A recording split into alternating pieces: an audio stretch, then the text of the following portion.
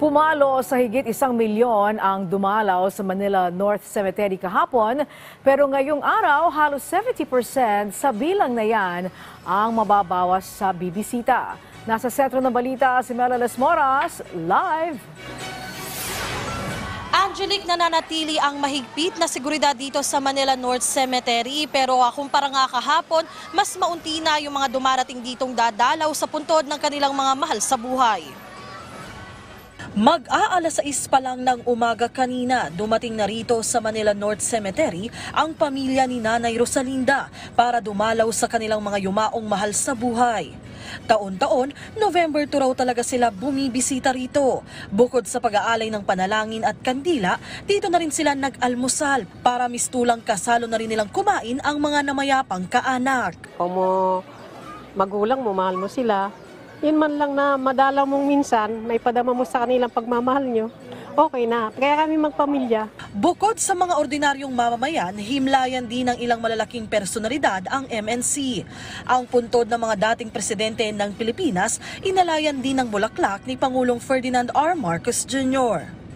Marami mang tao, kapansin-pansin naman ang malinis na kapaligiran. Mahigpit na kasing ipinagbabawal ang pagkakalat dito at may mga basurahan ding nakapwesto sa paligid na sinabayan pa ng mayat-mayang paglilinis ng mga kawani mula sa City Hall.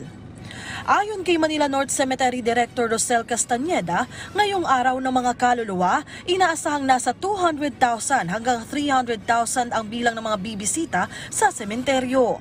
Mas mababa ito kumpara sa higit 1 milyong crowd estimate kahapon.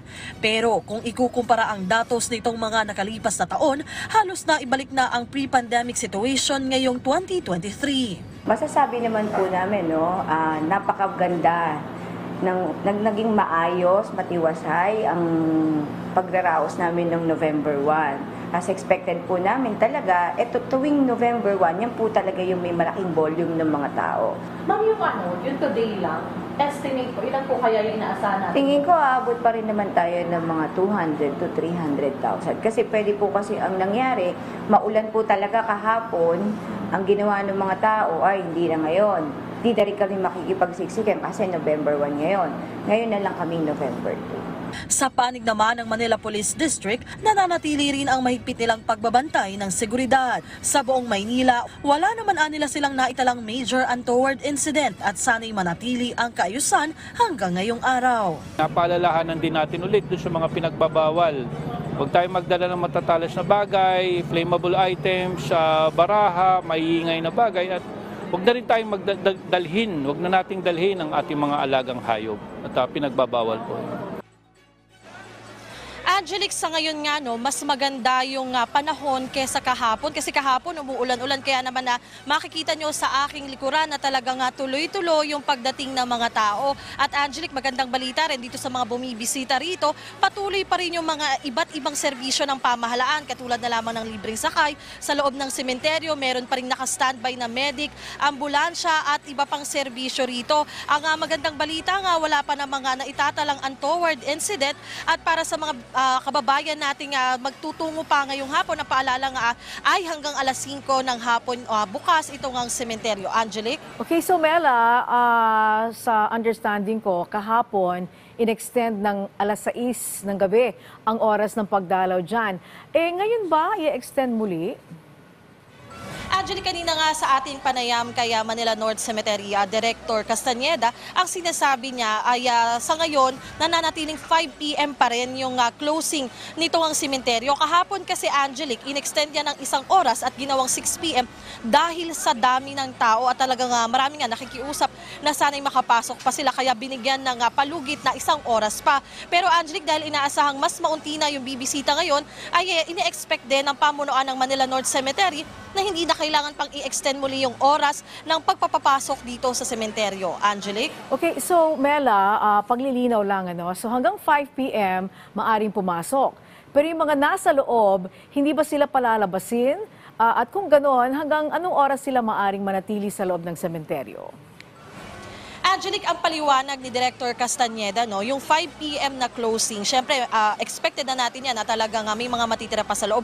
Katulad nga, Angelic, nang nangyari kahapon, 6 p.m.